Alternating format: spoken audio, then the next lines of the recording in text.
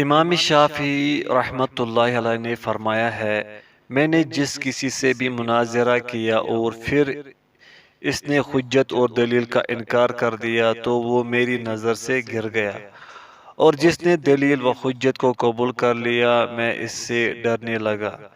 میں نے جب بھی کسی سے مناظرہ کیا تو مجھے کوئی پرواہ نہیں ہوئی کہ دلیل کس کی حامی بنے گی۔ اگر دلیل اس مد مقابل کے پاس ہوتی تو میں اسی کی طرف پلٹ جاتا تھا، یعنی وہی موقف قبول کر لیتا تھا۔ اور انہی امور میں سے ایک امر یہ بھی ہے کہ مناظرے کے ذریعے سے جاہ و مرتبہ اور دنیوی رتبے کا حصول ان کے دلوں میں مخفی جاہ و مرتبہ کی محبت کو مزید بڑھا دیتا ہے۔ تو جب کوئی اپنے مد مقابل کے سامنے اپنے کلام اور گفتگو میں کمزوری دکھاتا ہے جو مد مقابل کے اس پر غالب ہونے کا باعث ہو سکتی ہے، تو وہ ایسی گفتگو کرتا ہے جو مد مقابل کو غصہ دلاتی ہے، اور جب مد مقابل کی حمیت جاگتی ہے تو وہ گالی گلوچ پر اتر آتا ہے اور مناظرہ لڑائی جھگڑے میں بدل جاتا ہے۔ اور پھر انہی امور میں سے یہ بات بھی ہے کہ مناظرے کی روایات بیان کرنے کے نام پر انہوں نے غیبت کی بھی رخصت دے رکھی ہے۔ ان میں سے ایک یوں کہتا ہے، میں نے فلاں سے گفتگو کی ہے تو اسے کوئی جواب تک نہیں آیا، اور ایسی گفتگو کرتا ہے جس سے اس مد مقابل کے معاملے میں تشفی حاصل ہو جائے۔ اور انہی باتوں میں سے یہ بات بھی ہے کہ ابلیس نے انہیں یہ دھوکہ دیا ہے کہ صرف فقہ ہی علم شرع ہے، اس کے ہمپلا اور کوئی علم نہیں ہے۔ اگر ان کے حضور کسی محدث کا تذکرہ کیا جائے تو کہتے ہیں وہ تو کچھ بھی نہیں سمجھتا، اور اس حقیقت کو فراموش ہی کر جاتے ہیں کہ حدیث ہی تو اصل ہے۔ اگر ان کے سامنے دل کو نرم کرنے والی کسی بات کا ذکر کیا جائے تو یہ کہتے ہیں یہ تو واعظین کا کلام ہے۔ ان باتوں میں سے ایک یہ ہے کہ وہ فتویٰ صادر کرنے کے مرتبے پر پہنچنے سے پہلے ہی فتویٰ دینا شروع کر دیتے ہیں، اور بعض اوقات تو صرف اپنے ہی واقعات کے ساتھ جو شرعی نصوص کے برعکس ہوتے ہیں فتویٰ صادر کرتے رہتے ہیں، حالانکہ اگر وہ ایسے مشکل مسائل میں توقف اختیار کر لیتے تو یہ زیادہ بہتر ہوتا۔ عبد الرحمن بن ابی لیلہ بیان کرتے ہیں، میں نے 120 اصحاب رسول صلی اللہ علیہ وسلم کو پایا، ان میں سے کسی سے کوئی مسئلہ پوچھا جاتا تو وہ دوسرے کی طرف مسئلے کو لوٹا دیتا، اور یہ اس سے دوسرے کی طرف، حتیٰ کہ اسی طرح مسئلہ واپس پہلے کی طرف پلٹ آتا۔ دوسری روایت میں انہی سے مروی ہے، کہتے ہیں میں نے اسی مسجد میں 120 انصار صحابہ رسول صلی اللہ علیہ وسلم کو پایا تھا۔ ان میں سے ہر کوئی حدیث بیان کرنے کے معاملے میں یہی چاہتا ہوتا کہ اس کا بھائی ہی اس کی جگہ پر بیان کر دے اور اسے کافی ہو جائے، اور اگر کسی سے کوئی فتویٰ پوچھا جاتا وہ یہی چاہتا کہ اس کا کوئی بھائی ہی اس فتوے سے کفایت کر جائے، یعنی وہ ہی بیان کر دے۔ ابراہیم نخعی سے ہمیں یہ روایت ملی ہے کہ کسی آدمی نے ان سے کوئی مسئلہ دریافت کیا تو انہوں نے جواب دیا، کیا یہ مسئلہ دریافت کرنے کے لیے آپ کو میرے سوا کوئی نہیں ملا؟ سیدنا مالک بن انس رحمۃ اللہ علیہ بیان کرتے ہیں، میں نے اس وقت تک کوئی فتویٰ نہیں دیا جب تک کہ میں نے 70 شیوخ اعظام سے پوچھ نہیں لیا تھا، کیا آپ مجھے فتویٰ دینے کا اہل دیکھتے ہیں؟ سب نے کہا جی ہاں۔ آپ سے دریافت کیا گیا، اگر وہ شیوخ آپ کو روک دیتے؟ فرماتے ہیں اگر وہ مجھے روک دیتے تو میں رک جاتا۔ یہ تھی اسلاف کی عادت اور ان کا امتیازی وصف، اللہ تعالیٰ کا ڈر اور خوف رکھنے کی وجہ سے، اور جو بھی ان کے طریقے پر نگاہ رکھے گا وہ ادب سیکھ لے گا۔ عمرہ اور سلاطین کا قرب حاصل کرنا۔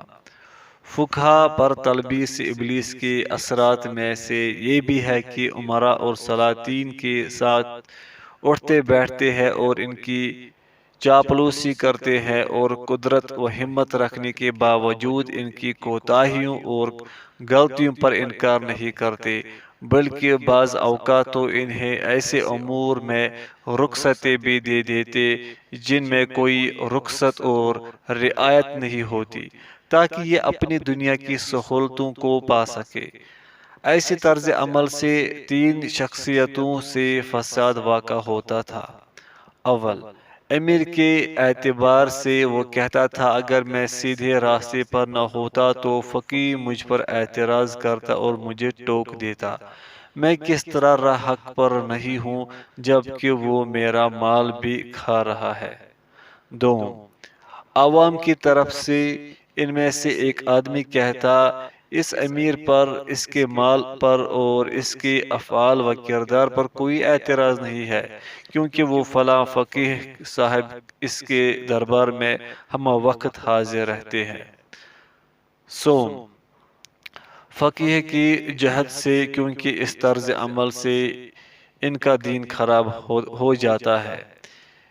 ابلیس نے ان لوگوں کو سلطان وقت کے درباری بننے پر بھی دھوکہ دیا ہے اور فقیہ صاحب کو یہ تصور دلایا کہ وہ تو کسی مسلمان کی حمایت کرنے اور سفارش کرنے کے لیے وہاں گیا تھا۔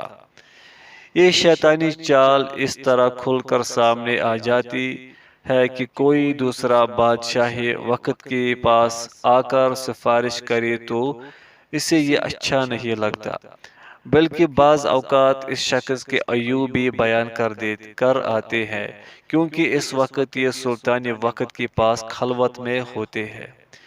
ابلیس کی دھوکہ بازیوں میں سے ایک یہ بھی ہے کہ ان کا مال کھانے میں ابلیس یہ دھوکہ دیتا ہے کہ آپ کا ان مالوں میں حق بنتا ہے، اور یہ بات معلوم ہے کہ اگر تو یہ مال حرام ہے تو اس فقیہ کے لیے بالکل حلال نہیں ہے، اور اگر یہ مال شبہ والا ہے تو پھر اس کا ترک کرنا زیادہ بہتر ہے، اور اگر وہ مال حلال اور مباح ہے تو پھر بھی اسے اپنے مقام و منزلت کی بقدر لینا جائز ہے، نہ کہ اپنی دنیاوی رعونت اور اوچھے پن کو قائم رکھنے کے لیے بنام خرچہ لیتا رہے۔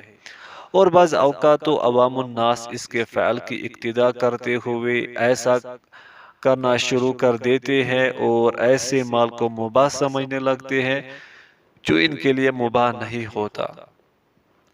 ابلیس نے علماء کی ایک جماعت کو یوں بھی دھوکے میں جکڑا ہے کہ وہ سلطان وقت سے بالکل منقطع ہی ہو جاتے ہیں اور صرف اپنی عبادت گزاری اور دینداری پر دھیان دیتے ہیں۔ ابلیس ایسے علماء کے لیے ان علماء کی غیبت کرنے کو آراستہ کر دیتا ہے جو سلطان وقت کے دربار میں حاضری دیتے ہیں۔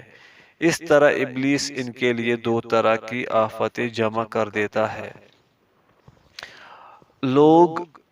لوگوں کی غیبت اور اپنی ذات کی مدح و ستائش۔ قصہ مختصر، سلاطین اور حکمرانوں کے پاس حاضری دینا عظیم خطرات سے بھرپور ہے، کیونکہ ابتدا میں نیت اچھی اور نیک ہو سکتی ہے، پھر ان کے انعامات و عنایات کے باعث رفتہ رفتہ بدلتی جاتی ہے، یا پھر ان میں طمع و لالچ رکھنے سے متغیر ہو جاتی ہے، اور ان کی چاپلوسی کرنے اور ان کے اعمال ناپسندیدہ پر اعتراض کرنے کے معاملے میں ضبط و ثبات قائم نہیں رہتا۔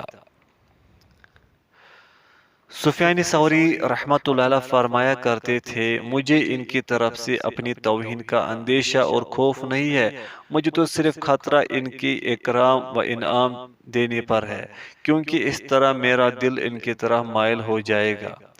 علماء سلف امراء اور حکمرانوں کے ظلم و جور کی وجہ سے ان سے دور ہی رہا کرتے تھے۔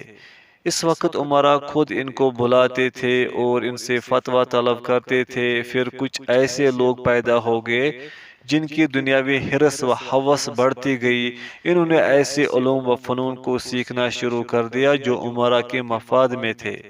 وہ ان علوم کو امراء کی خدمت میں پیش کرتے تاکہ اپنے دنیاوی مفادات حاصل کر لے۔ یہ بات آپ کو اس طرح بخوبی سمجھ آ جائے گی کہ یہ علماء خود ان کے پاس گئے، حالانکہ پہلے وقت میں امراء اور حکمران طبقہ کے لوگ اصول میں دلائل و براہین سننے کی طرف میلان طبع رکھتے تھے، تو لوگوں نے علم الکلام ایجاد کر لیا۔ امراء کا طبقہ فقہی مسائل میں مناظرے سننے کی طرف مائل ہوا تو لوگ علم مناظرہ کی طرف لپک پڑے۔ بعض امراء اور حکمران پند و نصائح سننے کی جانب متوجہ ہوئے تو لوگوں کی بہت سی تعداد ان پند و نصائح کو سیکھنے لگی۔ جس وقت عوام کی اکثریت ان قصوں اور کہانیوں کی طرف مائل ہو گئی تو قصہ گو لوگوں کی بہتات اور فقہا کی قلت ہوتی گئی۔ فقہائے کرام پر ابلیس کی فریب کاریوں میں سے یہ بھی ہے کہ ان میں سے کچھ مدرسے کی وقف املاک میں سے کھاتے پیتے رہتے ہیں، حالانکہ وہ اشیاء تو صرف علم میں مصروف و مشغول ہونے والوں کے لیے وقف کی گئی ہوتی ہے، تو یہ فقیہ صاحب سال ہر سال وہی قیام پذیر رہتے ہیں، جبکہ حصول علم میں بھی مشغول نہیں ہوتے، بس اپنے معلوم شدہ علم ہی پر قناعت کیے رہتے ہیں، یا علم میں حد انتہا تک پہنچے ہوتے ہیں۔ اس طرح اس مال وقف میں ان کا کوئی حصہ نہیں ہوتا، کیونکہ وہ تو صرف علم سیکھنے والوں کے لیے وقف کیا گیا ہوتا ہے، یا ایسے شخص کے لیے جو علم کا اعادہ کرنے والا ہو یا استاد ہو، کیونکہ اس کا علمی شغل تو مسلسل قائم و دائم ہے۔ اور ان امور میں سے یہ بات بھی ہے جو انہوں نے حرام اور ممنوع چیزوں میں وسعت پیدا کر دی ہے۔ بعض فقہا اور امراء نے ریشمی لباس پہننا اور سونا استعمال کرنا شروع کر دیا۔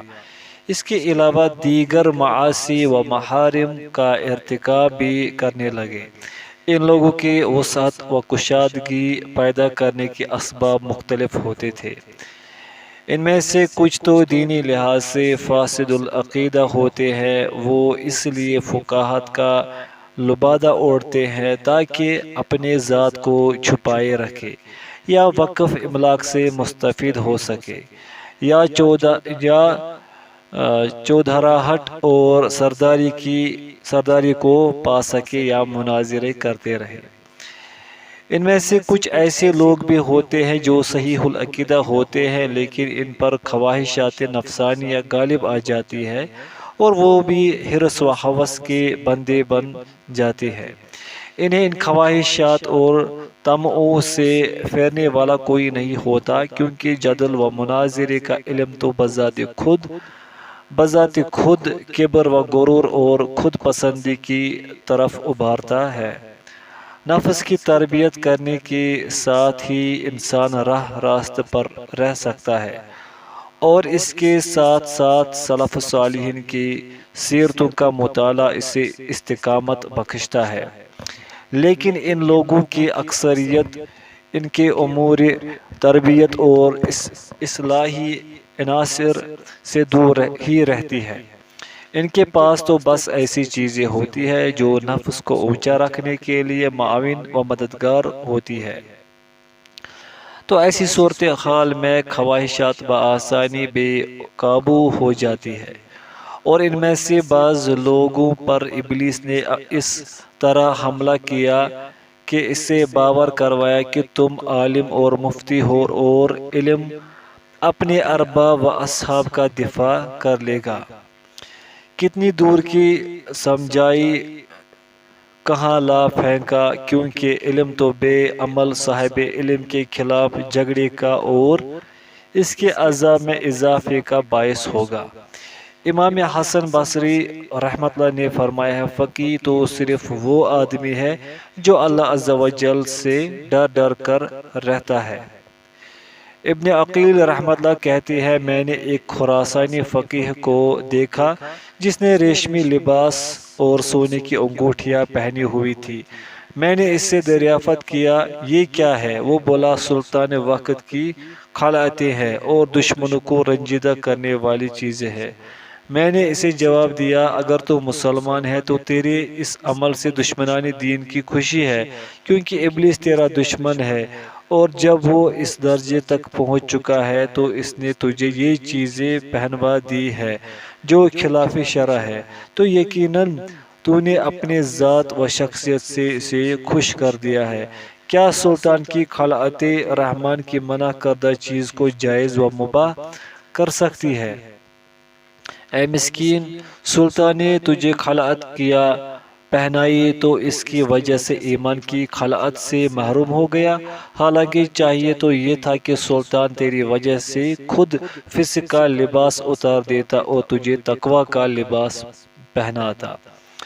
اللہ تعالیٰ تمہیں اسی طرح ذلیل و خوار کرے جس طرح تم نے اس کے حکم کی توہین کی ہے۔ کاش کہ تو یہ جواب دیتا یہ تو تباہ کی شیخیاں اور گمڑ ہے۔ اب تو تیری آزمائش مکمل ہو چکی ہے، کیونکہ تیری ظاہری زیادتی اور شرعی خلاف ورزی تیرے فساد باطن کی غماز اور کھلی دلیل ہے۔ اس کی دھوکہ پر مبنی چالوں میں سے ایک یہ بھی ہے کہ وہ واعظوں کو ان کی نگاہ میں حقیر جاننا بڑا خوبصورت بنا کر دکھاتا ہے اور ان کے مواعظ و نصائح میں شریک و حاضر ہونے سے روکے رکھتا ہے، اور یہ لوگ یوں کہہ دیتے ہیں جانتے ہو بھلا یہ کون لوگ ہیں؟ چھوڑو انہیں، یہ تو قصہ گو لوگ ہیں۔ اور ابلیس کی یہی کوشش ہوتی ہے کہ یہ کسی ایسی جگہ حاضر نہ ہو جہاں دل نرم ہوتے ہوں اور ان میں خشیت الہی پیدا ہو سکتی ہو۔ اور قصہ گو واعظین کی صرف اس نام کی بنیاد پر مذمت نہیں کرنی چاہیے، کیونکہ اللہ تعالیٰ نے اپنی ذات اقدس کے متعلق بھی یہ لفظ استعمال فرمایا ہے، نحن نقص علیک احسن القصص، سورہ یوسف۔ ہم آپ کے سامنے بہترین قصے بیان پیش کریں گے۔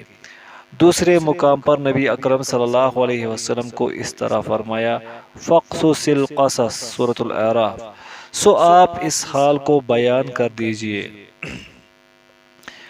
ان قصہ گو حضرات کی مذمت اس وجہ سے کی جاتی ہے کہ یہ لوگ عموماً اور غالباً قصوں کو وسعت و طوالت سے بیان کرتے ہیں اور مفید علمی گفتگو بیان نہیں کرتے۔ ان کے بیان کا غالب حصہ دوسرے مواد کو بھی خلط ملط کر دیتا ہے، بلکہ بعض اوقات تو وہ ایسی باتوں پر اعتماد کرتے ہیں جن کا اکثر حصہ ناممکن اور محال ہوتا ہے۔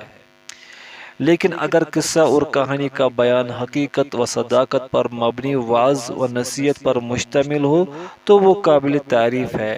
امام احمد بن حنبل رحمۃ اللہ فرمایا کرتے تھے، لوگوں کو سچے قصوں کی بہت زیادہ حاجت ہے۔ واعظین اور قصہ گو حضرات پر شیطانی حملے۔ زمانہ قدیم میں واعظین، علماء اور فقہا ہوا کرتے تھے۔ عبید بن عمیر کی مجلس میں سیدنا عبداللہ بن عمر رضی اللہ عنہما بھی حاضر ہوتے تھے، اور عمر بن عبدالعزیز رحمۃ اللہ علیہ ایک قصہ گو کی مجلس میں شریک ہوا کرتے تھے۔ حاشیہ: عبید بن قتادہ بن سعید، ان کی ثقافت پر اتفاق ہے، یہ اپنے زمانے میں اہل مکہ کے قاضی اور کبار تابعین میں سے تھے، اور عبداللہ بن عمر رضی اللہ عنہما کے پاس تشریف لا کر یوں فرمایا کرتے تھے، ابو قتادہ کی خوبی اللہ تعالیٰ کی خاص عنایت ہے، کتنی خوب باتیں کرتے ہیں۔ حاشیہ مکمل ہوا۔ پھر یہ ہنر کم درجہ اور بے وقت ہوتا گیا اور جاہلوں کا طبقہ اس کے در پہ ہو گیا، تو ایسے لوگوں کے پاس صاحبان شرف و فضیلت آنے کم ہوتے گئے، حتیٰ کہ بالکل ہی دور ہو گئے، جبکہ عورتیں اور عوام الناس ان سے جڑتے گئے۔ وہ علم میں مشغول نہ ہوئے بلکہ قصوں، کہانیوں اور جاہلوں کی دل پسند باتوں کی طرف ہی بڑھتے چلے گئے۔ پھر اس طرح اس ہنر و فن میں مختلف انداز کی بدعات جنم لیتی گئی۔ ہم نے ان کی آفات و مصائب کو کتاب القصاص والمذکرین میں ذکر کیا ہے، البتہ ہم چند ایک کا یہاں ذکر کیے دیتے ہیں۔ ان لوگوں میں ایک ایسی قوم بن گئی جو ترغیب و ترہیب کی احادیث وضع کرنے لگے۔ ابلیس نے انہیں یوں دھوکہ دیا کہ ہم تو صرف لوگوں کو نیکی پر آمادہ اور برائی سے متنفر کرنے کا ارادہ رکھتے ہیں، جبکہ ان کی طرف سے یہ جسارت شریعت پر پیش قدمی تھی، کیونکہ ان کے طرز فکر اور انداز عمل سے یہ عیاں ہوتا ہے کہ شریعت ناقص و نامکمل ہے، جو تکمیل و اتمام کی محتاج ہے۔ پھر وہ نبی اکرم صلی اللہ علیہ وسلم کا یہ فرمان اقدس بھی فراموش کر بیٹھے۔ جس نے دانستہ مجھ پر جھوٹ باندھا، اسے چاہیے کہ اپنا ٹھکانہ دوزخ میں بنا لے۔ یہ حدیث مبارک متواتر احادیث میں سے ہے۔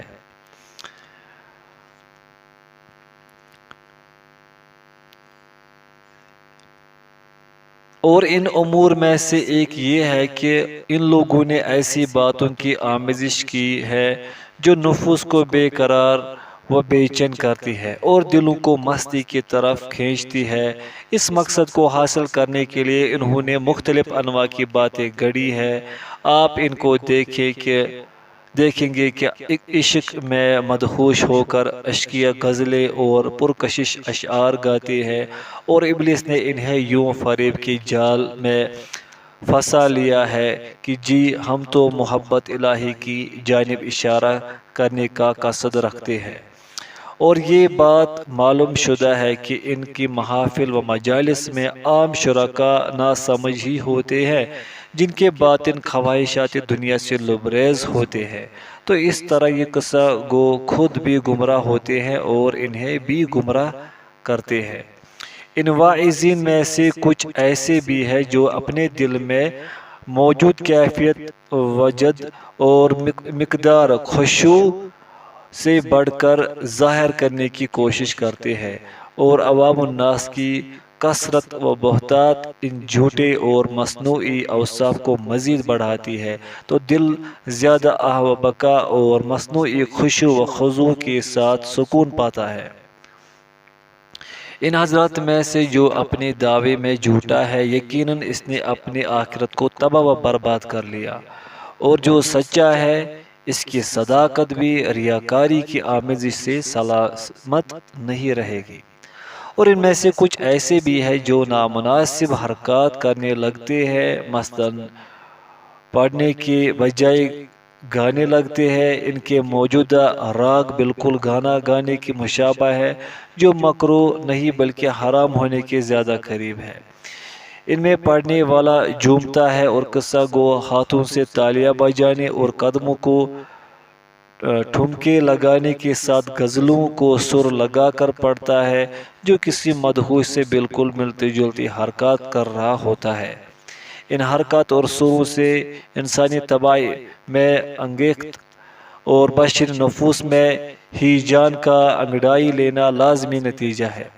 مرد اور عورتیں نعرہ بازی اور شور و گو کا پر اتر آتے ہیں، حتیٰ کہ کپڑے پھاڑنے تک نوبت بھی آ جاتی ہے، اس لیے کہ تمام نفوس میں خواہشات و شہوات خوابیدہ اور پہنا ہوتی ہے۔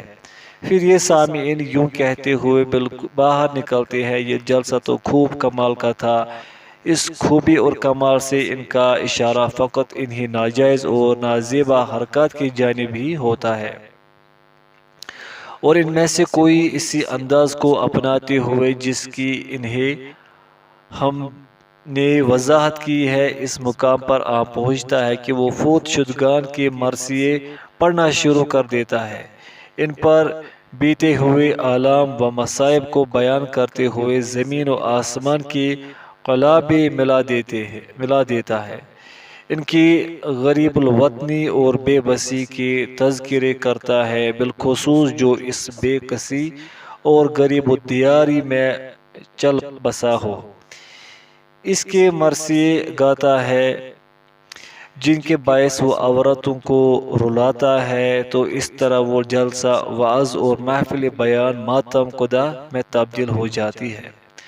حالانکہ چاہیے تو یہ تھا کہ ان پیاروں کی جدائی پر تلقین صبر ہوتی، نہ کہ جذبات کو بھڑکا کر جزا و فضا کا سما پیدا کیا جاتا۔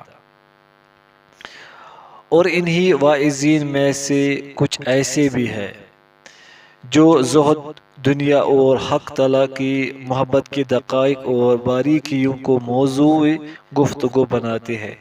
ابلیس انہیں اس طرح دھوکہ دینے میں کامیاب ہو جاتا ہے کہ تو خود بھی انہی با کمال زاہدوں اور محبت الہی میں مستغرق لوگوں میں سے ایک ہے، کیونکہ تو اس موضوع کو اس لیے بیان کر رہا ہے کہ تجھے اس کی معرفت نصیب ہو گئی ہے، وگرنہ تو اس کی استطاعت نہیں پا سکتا تھا۔ جو کچھ تو عوام الناس کے سامنے بیان کر رہا ہے، اس بات کی دلیل ہے کہ تو خود اس راہ وفا کا سالک اور راہر وہ بن چکا ہے۔ اس دھوکہ دہی کو یوں عیاں کیا جا سکتا ہے کہ زبانی جمع خرچ ایک علم ہے، جبکہ اس راہ وفا کا سالک ہونا علم کے بغیر ایک اور درجہ ہے، یعنی عامل ہونا اور مجاہدہ کا کھوگر ہونا یہ الگ کام ہے۔ بقول شخصی کہنے کی وفا اور ہے، کرنے کی وفا اور ان میں سے بعض خلاف شرع اقوال کو موضوع بنا لیتے ہیں اور اشعیہ اشعار کو بطور دلیل پیش کرتے ہیں۔ ان کا مقصود اور مدعا صرف اور صرف اپنی مجلس میں نعرہ بازی اور چیخ و پکار کروانا ہوتا ہے، اگرچہ خلاف شرع اور فضول کلام کے ذریعے ہی ہو۔ اور ان میں سے کتنے ہی ایسے ہیں جو عبارتوں کو ملمع سازی اور سجع کلامی کے قالبوں میں ڈالتے ہیں، جو باعتبار معنی محمل ہوتی ہے۔ عصر حاضر میں ان کی بیان بازی کا اکثر و بیشتر موضوع سیدنا موسیٰ کلیم اللہ علیہ السلام اور کوہ طور، یا پھر سیدنا یوسف علیہ السلام اور زلیخا کے واقعات اور قصص ہی ہوتے ہیں۔ فرائض اسلام کا تذکرہ برائے نام بھی نہیں کرتے اور نہ ہی کسی گناہ سے روکنے کو موضوع گفتگو بناتے ہیں۔ تو اس انداز وعظ اور طرز بیان سے بھلا ایک زانی کب تائب ہوگا، ایک سود خور کب پلٹے گا، ایک بیوی کب اپنے شوہر کے حقوق سے شناسا ہوگی، اور کب اپنی نمازوں کی حفاظت شروع کرے گی۔ کتنی عجیب بات ہے! ان لوگوں نے شریعت محمدی کو تو پس پشت ڈال رکھا ہے، بس اسی لیے تو ان کی مانگ ہے اور ان کا بازار خوب گرم ہے، کیونکہ حق گرا اور بھاری لگتا ہے اور قبول باطل بالکل ہلکا بلکہ خوشگوار محسوس ہوتا ہے۔ اور ان میں سے بعض زہد دنیا، ترک لذت دنیا، شب بیداری اور سحر خیزی پر ابھارتے ہیں اور عوام الناس کے سامنے ان امور کی اصلیت اور مقصد کو عیاں نہیں کرتے۔ تو بسا اوقات ایسا بھی ہوتا ہے کہ سامعین میں سے کوئی آدمی گوشہ خلوت اختیار کر لیتا ہے یا کسی پہاڑ کا رخ کر لیتا ہے، اور اس کے پیچھے اس کی اولاد قسم پرسی کی زندگی گزارنے پر مجبور ہو جاتی ہے، کیونکہ وہ تہی دست اور خالی دامن ہوتے ہیں۔ ان میں سے بعض قصہ گو اور واعظ ایسے بھی ہیں جو رحمت الہی کی عناوین ہی پر زور آزمائی کرتے رہتے ہیں، بجائے اس کے کہ ان موضوعات کے ساتھ خوف و خشیت الہی پیدا کرنے والے تذکرے بھی شامل بیان کر لے۔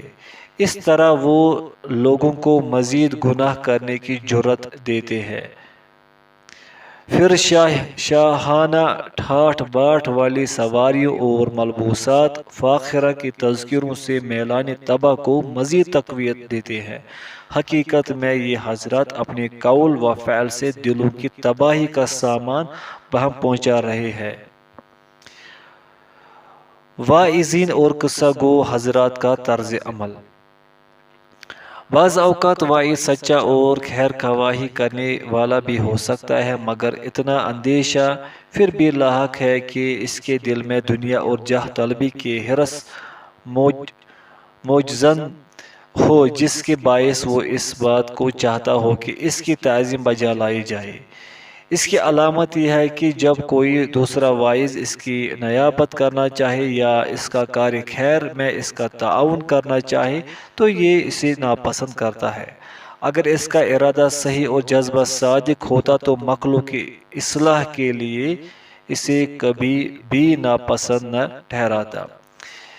ان قصہ گو حضرات میں سے ایسے بھی دیکھے گئے ہیں جو اپنی مجلس میں مردوں اور عورتوں کو اکٹھے جمع کر لیتے ہیں۔ آپ دیکھیں گے کہ عورتیں وجد میں آ کر زیادہ گل گپاڑا اور شور و گوگا کرتی ہے۔ یہ صاحب زیادہ لوگوں کو جمع کرنے کی غرض سے انہیں ذرا بر بھی نہیں روکتا، بلکہ ہمارے زمانے میں تو کچھ قصہ گو اس طرز کے بھی ظاہر ہو چکے ہیں جو ابلیس کے اس حملے کے تحت بھی نہیں آتے، کیونکہ انہوں نے تو اعلانیہ طور پر قصہ گوئی کو ذریعہ کمائی اور حصول معاش کا بہانہ بنا لیا ہے۔ وہ حکمرانوں، رئیسوں اور ظالموں کے ہاں سے عطیات طلب کرتے، محصول لینے والوں سے مال بٹورتے اور شہر شہر قریہ قریہ جا کر اسی بہانے مال سمیٹتے ہیں۔ ان لوگوں میں سے کچھ ایسے بھی ہیں جو قبرستانوں میں جا کر دنیا کی بے ثباتی اور اشیائی عالم کی بوسیدگی، احبا و اعزہ کی جدائی و فراق کو موضوع بنا لیتی ہے اور عورتوں کو صبر و حوصلہ کی تلقین کرنے کے بجائے رولاتی ہے۔ اور بسا اوقات ابلیس محقق با علم اور باعمل وائز کو بھی دھوکے میں ڈال دیتا ہے اور اسے یوں کہتا ہے، تیرے جیسے کو وعظ نہیں کرنا چاہیے، وعظ کرنا تو بیدار مغز اور ہوشیار لوگوں کا کام ہے۔ تو اس طرح اس کے ہونٹوں پر مہر سکوت لگا دیتا ہے اور اسے وعظ سے بے تعلق بنا دیتا ہے۔ یہ انداز فکر ابلیس کی فریب کاریوں ہی سے ہے، کیونکہ وہ تو عملی خیر اور فعل صلاح سے روکتا ہے اور کبھی یوں بھی کہنے لگتا ہے، تو اپنے بیان کردہ واقعات سے خود لذت و سرور پاتا ہے اور تجھے راحت و اطمینان نصیب ہوتا ہے، تو اس طرح تیرے بیان میں ریاکاری کا عمل دخل ہو سکتا ہے، لہذا گوشہ تنہائی گوشہ عافیت ہے۔ ایسی وسوسہ اندازی سے اس کا مقصود خیر و بلائی کے دروازوں کو بند کرنا ہے۔ اہل لغت و ادب پر شیطان کی چال بازیاں۔ ان میں سے بیشتر کو شیطان نے اس طرح اپنے دام فریب میں پھنسایا کہ انہیں علوم نحو اور زبان دانی کی گتھیاں سلجھانے میں مشغول کر دیا اور ان امور لازمہ سے دور رکھا جو ان پر فرض عین تھے، جیسے کہ ان عبادات کو جاننا پہچاننا جن کی معرفت و پہچان ان کے ذمہ لازم تھی، اور آداب نفوس اور اصلاح قلوب جن کا انہیں زیادہ اہتمام کرنا چاہیے تھا۔ بلکہ تمام علوم میں سے افضل ترین علوم یعنی تفسیر قرآن، فہم حدیث اور تفقہ فی الدین سے ابلیس نے انہیں دور رکھا۔ انہوں نے اپنی پوری عمریں ایسے علوم میں لگا دی ہے جو مقصود بالذات نہیں تھے، بلکہ انہیں تو قرآن و حدیث کے فہم کے لیے پڑھا جاتا ہے۔ چاہیے تو یہ تھا کہ جب انسان نے ایک بات سمجھ لی ہے تو اسے اس کے مطابق عملی میدان میں پیش رفت کرے، کیونکہ عمل ہی کے لیے تو علم حاصل کیا جاتا ہے۔ آپ ان ادبی اور نحوی گتھیاں سلجھانے والوں میں سے ایسے بھی پائیں گے جو ماں سوائے چند باتوں کے شرعی آداب سے نابلد اور فقہی مبادیات سے ناآشنا ہی ہوں گے، جن کا ذاتی تزکیہ نفس اور اصلاح قلب کی جانب التفات بھی نہیں ہوتا۔ باوجود اس علمی کوتاہ قامتی کے ان میں کبر و غرور اور فخر و نخوت پایا جاتا ہے۔ ابلیس نے انہیں یہ تخیل دے رکھا ہے کہ تمہیں علماء اسلام ہو کیونکہ عربی گرامر اور الفاظ و لغات بھی تو اسلامی علوم میں سے ہے۔ انہی کے بدولت ہی تو قرآن عزیز کی معانی و مطالب سمجھے جا سکتے ہیں۔ قسمیہ بات ہے، ان مذکورہ علوم کو حاصل کرنے سے انکار نہیں کیا جا سکتا، لیکن صرف نحو کی معرفت اتنی مقدار میں ہونی چاہیے جتنی اصلاحی زبان کے لیے لازم ہے۔ تفسیر قرآن اور فہم حدیث کے لیے جتنی لغت کی معرفت ضروری ہے وہ تو مختصر سا معاملہ ہی ہے اور اتنا لازمی بھی ہے، اور جو اس بقدر حاجت سے زائد ہے اس کی تو ضرورت بھی نہیں ہے، اور اس زائد اور فاضل چیز کے حصول ہی میں عمر دراز صرف کر دینی جبکہ اس سے اہم ترین چیز چھوٹ رہی ہو تو یہ طرز عمل غلط ہے، اور اس علم کو زیادہ نفس مند چیز اور رتبے میں زیادہ اعلیٰ شے یعنی حدیث اور فقہ پر ترجیح دینا تو دھوکہ کھانا ہے۔ اگر مذکورہ تمام چیزوں کی معرفت حاصل کرنے کے لیے عمر دراز ہوتی پھر تو بہت اچھی بات تھی، لیکن عمر تو انتہائی محدود اور قلیل ہے، لہذا اس میں اہم ترین اور افضل ترین چیز ہی کو ترجیح دینی چاہیے۔ یہ لوگ جاہلیت کے اشعار پڑھنے پڑھانے میں مصروف رہے اور ان اشعار نے انہیں حدیث و سیرت سے محروم رکھا، جس کا اثر ان کی طبیعتوں پر نمایاں ہے۔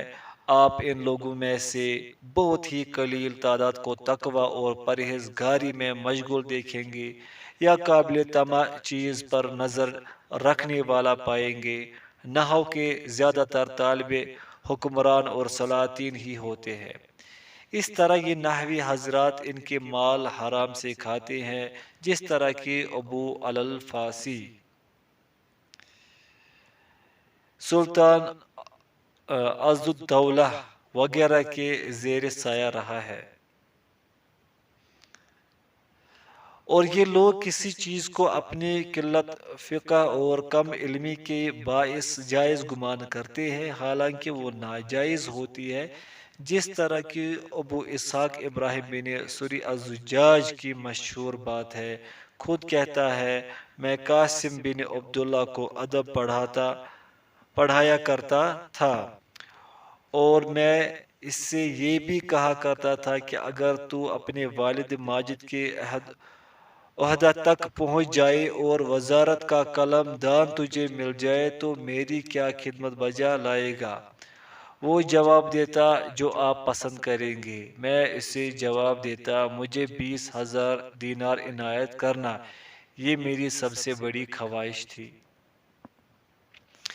چند سال ہی گزرنے پائے تھے کہ قاسم وزیر بنا دیا گیا۔ میں ابھی تک اس سے منسلک تھا، بلکہ اب تو میں اس کا مشیر خاص بن گیا تھا۔ ایک بار میرے دل نے اسے کیا ہوا وعدہ پورا کرنے پر آمادہ کرنا چاہا، لیکن میں ڈر سا گیا۔ ابھی وزارت کا قلم دان سنبھالے ہوئے تیسرا روز ہی ہوا تھا کہ اس نے بذات خود مجھے بلایا اور کہا ابو اسحاق آپ نے مجھے وہ وعدہ یاد ہی نہیں کروایا۔ میں نے عرض کی اللہ تعالیٰ آپ کی تائید فرمائے، میں نے آپ کی نظر کرم پر اعتماد اور بھروسہ کرتے ہوئے ایسا نہیں کیا، اور دوسری بات یہ بھی ہے کہ ایسے فرض شناس خادم کے معاملے میں اس وعدے کو یاد کروانے کی چندہ حاجت بھی نہیں ہے۔ تو اس نے مجھے یوں جواب دیا اس وقت حکمران اور سلطان معتضد ہے، اگر وہ نہ ہوتا تو اتنی رقم ایک ہی بار آپ کو دے دینا میرے لیے کچھ مشکل نہ تھا، لیکن مجھے اندیشہ ہے کہیں اس معاملے میں میری اس کے ساتھ کوئی بات نہ ہو جائے، لہذا آپ از راہ کرم اس سے متفرق طور پر یعنی تھوڑی تھوڑی کر کے وصول کر لے۔ میں نے عرض کی ٹھیک ہے۔ اس نے مجھے حکم دیا کہ لوگوں کی خاطر ادھر بیٹھ جائے، یعنی میری پی اے کی حیثیت سے، اور ان کی بڑی بڑی حاجات و ضروریات کی درخواستیں وصول کرے، اور ان پر انہیں اکسائے اور ترغیب دلائے کہ موقع کو غنیمت جانو اور اپنے کام نکلوا لو، اور ان کی کوئی حاجت و ضرورت جس کے متعلق آپ ان سے بات کریں، خواہ ممکن الحصول ہو یا محال، مجھ سے دریافت کرنے سے نہ ہچکچائے حتیٰ کہ آپ کا مطلوبہ نذرانہ پورا نہ ہو جائے۔ چنانچہ میں نے ایسا کرنا شروع کر دیا۔ میں روزانہ اس کے سامنے لوگوں کی حاجات اور درخواستیں پیش کرتا اور وہ ان پر دستخط کر دیتا۔ بعض اوقات وہ مجھ سے دریافت کرتا کہ اس میں آپ کو کتنے مال کی ضمانت دی گئی ہے۔ میں بتاتا کہ اتنا اتنا مال۔ وہ مجھے کہتا کہ اس میں آپ کو خسارہ رہا ہے، اس پر تو اتنا اتنا مال درکار تھا، کام کا معاوضہ بڑھوا لے۔ تو اس طرح میں لوگوں سے مزید اضافے کا مطالبہ کرتا۔ میں ان سے مسلسل رقم میں اضافے کا کہتا جاتا اور وہ مجھے زیادہ دینے کا وعدہ کرتے جاتے، حتیٰ کہ وہ اشارہ کردہ رقم تک پہنچ جائے جس کا موصوف نے مجھے اشارہ کیا ہوتا تھا۔ ابو اسحاق کہتا ہے، ایک بار میں نے اس کے سامنے ایک بہت بڑی درخواست یعنی کسی بڑے کام کی درخواست پیش کی جس سے مجھے 20,000 دینار حاصل ہوئے، اور اتنی لمبی مدت میں جو حاصل ہوا تھا وہ تو اس سے بھی زیادہ تھا۔ چند ماہ گزرنے کے بعد اس نے مجھ سے پوچھا، اے ابو اسحاق، کیا نذرانے کا مال پورا ہو چکا ہے؟ میں نے جواب دیا، نہیں۔ تو وہ خاموش سا ہو گیا اور پھر میں برابر اس کے حضور درخواستیں اور رقعے وغیرہ پیش کرتا رہا۔ پھر وہ ایک ماہ کے دوران کم و بیش ایک دو بار خود پوچھا کرتا، کیا مطلوبہ مال حاصل ہو چکا ہے؟ تو میں بس کمائی اور ذریعہ آمدنی کے منقطع ہو جانے کے خوف سے یہی جواب دیتا کہ نہیں، حتیٰ کہ میرے پاس مطلوبہ رقم کا دوگنا یعنی 40,000 دینار جمع ہو چکے تھے۔ ایک دن اس نے پھر دریافت کیا۔ اس دفعہ مجھے مسلسل جھوٹ بولنے سے شرم اور جھجک محسوس ہوئی۔ میں نے جواب دیا، وزیر صاحب کی سعادت و نیک بختی سے مطلوبہ رقم بندہ کو مل چکی ہے۔ تو کہنے لگے، واللہ آپ نے میرا فکر و غم دور کر دیا ہے، آپ کی مطلوبہ رقم ملنے تک میرا دل بے قرار ہی رہا ہے۔ ابو اسحاق کہتا ہے، پھر اس نے قلم دوات پکڑی اور بیت المال کی خزانچی کو از راہ صلح رحمی مبلغ 3,000 دینار مجھے دینے کے لیے تحریر دستخط جاری کر دی۔ میں نے وہ بھی لے لیے۔ اس کے بعد میں اس کے حضور درخواستیں پیش کرنے سے خود بخود ہی باز آ گیا، اور اب میں نہیں جانتا تھا کہ کس طرح ایسی درخواستوں کو اس کے حضور پیش کروں گا۔ جب اگلا دن آیا تو میں اس کے پاس حاضر ہوا اور حسب دستور اپنی جگہ بیٹھ گیا۔ اس نے مجھے اشارہ کیا اور کہا، آپ کے پاس کوئی درخواست وغیرہ ہے تو لائیے۔ وہ حسب معمول درخواست لانے کا کہہ رہا تھا۔